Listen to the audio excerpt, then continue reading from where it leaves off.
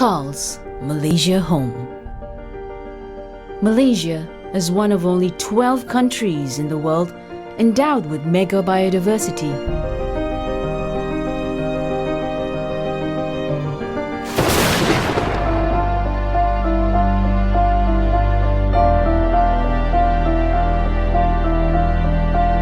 But our home is no longer safe. Our home is being destroyed. Pollutants are seeping into our air and water. Some inhabitants are gone, never to return. Why is this happening? Are we fulfilling our basic need? Or catering to our own convenience? Have we gone too far in pursuing a strong economy? It is not a trade-off. Sustainability and the economy can go hand in hand. We can find win-win solutions that benefit both people and nature. We can work with our neighbors to protect our region.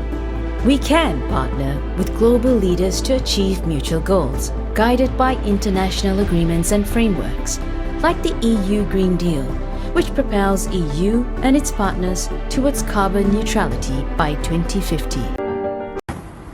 Hi and Assalamualaikum. My name is Muhammad Ashraf Aiman bin Muhammad. My metric number is 2024-69406. I will talk about Introduction National Climate Change Policy 2.0. Malaysia is facing the real effect of climate change. To respond, the National Climate Change Policy 2.0 set a clear path towards a low-carbon, climate-resilient future. With a stronger law, better data system and community involvement, Malaysia aims to cut emissions by 45% by 2030 and reach net zero by 2050. Most importantly, NCCP 2.0 calls on everyone, government, business and citizens to take action together. Hi and Assalamualaikum. My name is Azra Hanis binti Azhari and my metric number is 2024-211426. And today I will be presenting on policy problems in addressing climate change in Malaysia. Malaysia, like many countries, is facing urgent environmental challenges due to climate change.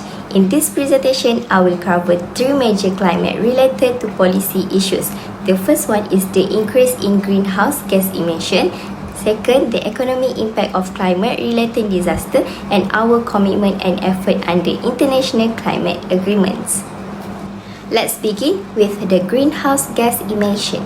One of the biggest sources of emission in Malaysia is the energy sector, which relies heavily on fossil fuel like coal and natural gas. In fact, the energy sector accounts for more than 75% of total emission. Coal-fired power plants in places like Manjung Perak and Port Dickson are key contributors. While Malaysia has introduced some renewable alternatives, the pace of transition is still too slow to meet our climate goals. Another major issue is deforestation. Between 2001 and 2019, Malaysia lost over 2 million hectares of primary forest, especially in Sabah, Sarawak, mostly for palm oil and timber industry. This is not only release carbon but also reduce our capacity to absorb future emissions. Next, let's look at how climate-related disasters are affecting our economy. Events like flood, drought, and landslide have become more severe and frequent.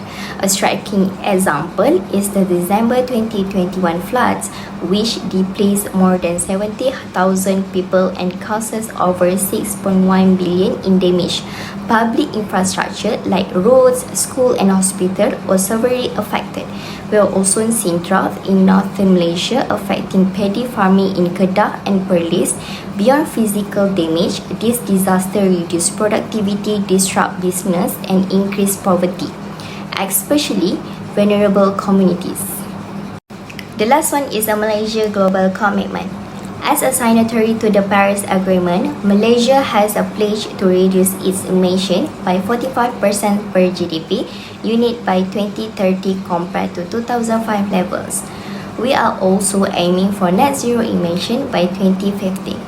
There are several national policies support this. The first one is the Low Carbon Cities Framework promotes sustainable urban development.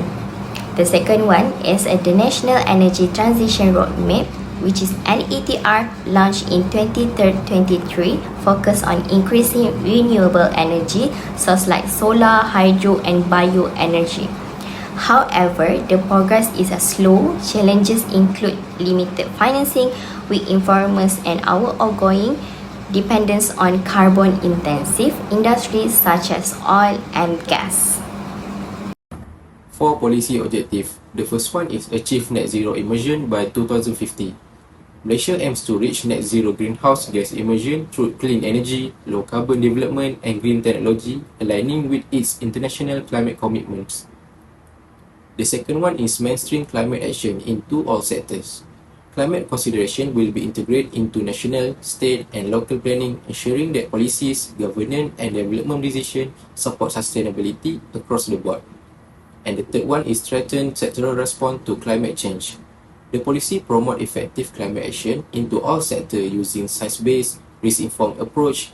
This include investing in green infrastructure, data system, and disaster preparedness. And the last one is adopt risk-based climate resilient planning. Planning will be guided by the climate data and vulnerability assessment to reduce risk, support innovation, and build resilience in communities, agriculture, and infrastructure. Hi and Assalamualaikum. My name is Norhana binti Jamaluddin. My medic number is 2024211858. So today I would like to present about strategies. There are 3 of strategies. Firstly is establish an effective institutional framework to enhance management of climate action. Secondly, reduce greenhouse, which is gas emission. And lastly, enhance community awareness. For your information, one of the most important steps in fighting climate change is building strong local climate governance. This means that giving more responsibility to local government because they understand their community best. For example, the Shah Alam City Council, also known as MBSA, created as a special unit called the Environment and Sustainability Unit. This unit leads climate change projects in the city, such as the Shah Alam Low Carbon City Action Plan 2030. They make sure the city follow green policy to track progress and work with other organizations. This kind of clear structure help local leaders take a real action, not just promises. In order for an institutional structure to be effective, local community must be actively participate in tackling climate change challenges. Through environmental education initiative, community workshop and awareness campaign, local government are essential in educating and motivating communities. So, we will move to the second strategy, reducing greenhouse gas emission.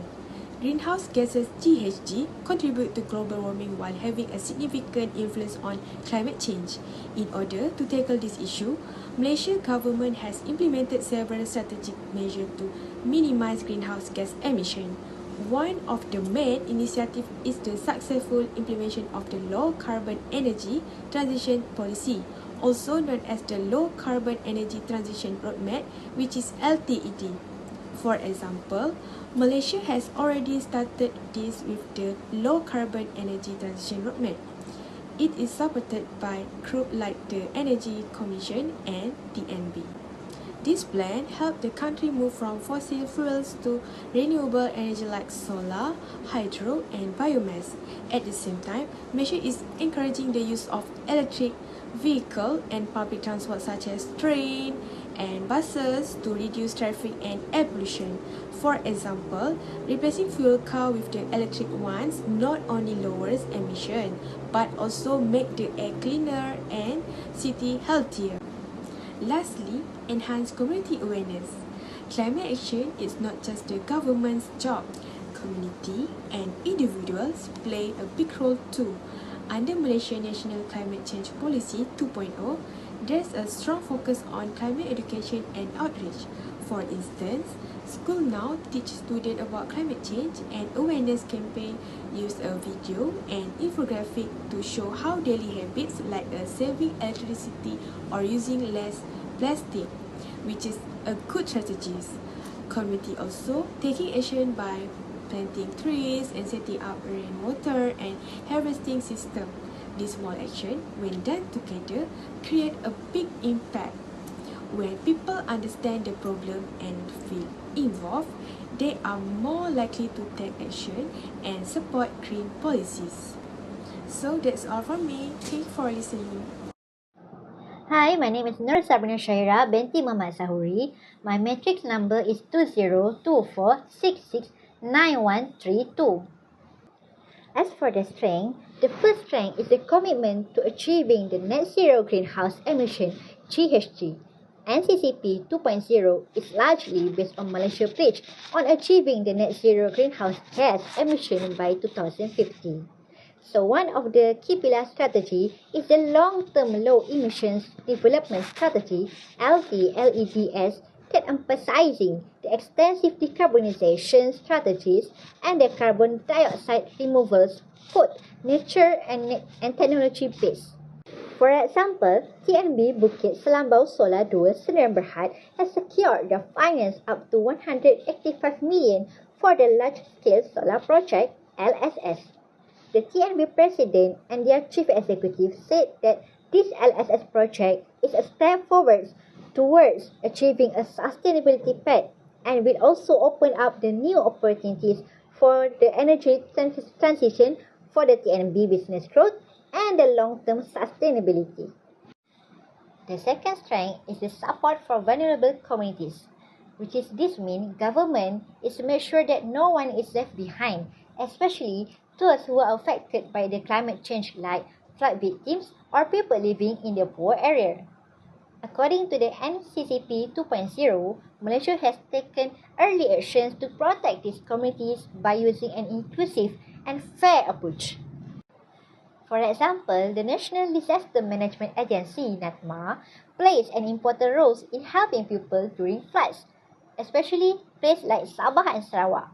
So they work together with the state government to help distribute aid and give the support to those who are affected. So, this strong cooperation between the federal state and the state agencies will ensure that the help will reach the people who need it the most. Hi, my name is Nur Sabrina Shaira binti Muhammad Sahuri. My matrix number is 2024669132. As for the strength, the first strength is the commitment to achieving the net zero greenhouse emission GHG. NCCP 2.0 is largely based on Malaysia's pledge on achieving the net zero greenhouse gas emission by 2050. So one of the key pillar strategy is the long-term low emissions development strategy (LTLEDS) that emphasizing the extensive decarbonization strategies and the carbon dioxide removals, both nature and technology based. For example, TNB Bukit Selambau Solar 2 Sdn Bhd has secured the finance up to 185 million for the large-scale solar project LSS. The TNB president and their chief executive said that this LSS project is a step forward towards achieving a sustainability path and will also open up the new opportunities for the energy transition for the TNB business growth and the long-term sustainability. The second strength is the support for vulnerable communities, which is this means government is to make sure that no one is left behind, especially those who are affected by the climate change like flood victims or people living in the poor area. According to the NCCP 2.0, Malaysia has taken early actions to protect these communities by using an inclusive and fair approach. For example, the National Disaster Management Agency (NADMA) plays an important role in helping people during floods, especially places like Sabah and Sarawak. So they work together with the state government to help distribute aid and give the support to those who are affected. So, this strong cooperation between the federal state and the state agencies will ensure that the help will reach the people who need it the most. Assalamualaikum everyone. My name is Qurratu Aini Syamimi binti Muhammad Tamizi. My matric number is 2024287138. Today, I would like to highlight two key recommendations to strengthen the implementation of Malaysia National Climate Change Policy 2.0, which is NCCP 2.0. First, implementing more urban greening projects. Urban greening is more than just planting trees. It's about creating healthier, cooler, and more resilient city. With rising temperature and extreme weather events, Malaysia is at risk of losing biodiversity and suffering from land degradation, especially during long droughts that lead to forest fires. One powerful example we can learn from is Singapore Garden by the Bay, a world-class project that showcases how green infrastructure can improve air quality, reduce heat stress, and promote public well-being. To achieve this, our government must increase financial support for both public and private sector to create green space, such as urban forests, community parks, and vertical gardens. This project will act as natural air filters, enhance biodiversity, and ultimately support our goal of net zero emission by 2050. Second, increasing low-carbon public transport. Our city today are facing severe traffic congestion and air pollution due to over-dependence on private vehicles. One of the best ways to address is by improving sustainable public transport. A good example is Putrajaya, which plans to introduce electric buses by 2025, as well as Shah Alam has already implemented car-free zone and the 4 smart Selangor electric buses service to promote cleaner mobility. Expanding LRT and MRT lines to suburban and rural areas, providing EV charging station, and encourage cycling and walking through car-free day programs in each state. All of these will help reduce greenhouse gas emission, improve health, and increase the quality of life. Thank you. Next, I will pass to the next presenter. For the conclusion, the National Climate Change Policy 2.0 is a crucial step in Malaysia's journey toward a sustainable and climate-resilient future. Its aim for net zero emission by 2050, addressing greenhouse gas reduction, disaster resilience, and global collaboration. Achieving these goals require collective effort from government, business communities, and individuals. With consistent commitment and innovation, Malaysia can build a low-carbon, climate-resilient nation ready to face the challenge of a changing world. That's all from us. Thank you.